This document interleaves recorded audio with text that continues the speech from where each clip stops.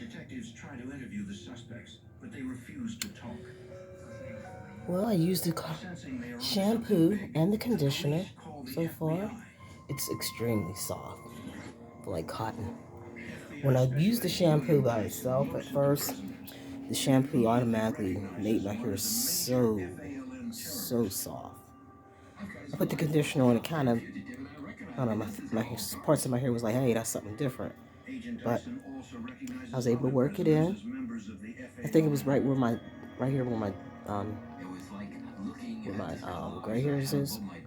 It didn't really feel good on gray hairs, but everything else it feels so good. And yes, I shrinkage is a problem The with me. FBI takes a closer look See, at the false IDs. I From did past this earlier. experience, Shrinkage is the a FBI problem, knows that criminals who use fake ID but often include a don't look like real my hair's that address so long. that it can be used to function in So now we're going to society. do the leave-in conditioner. I'll Agents be notice back. that several of the IDs have the same Chicago address.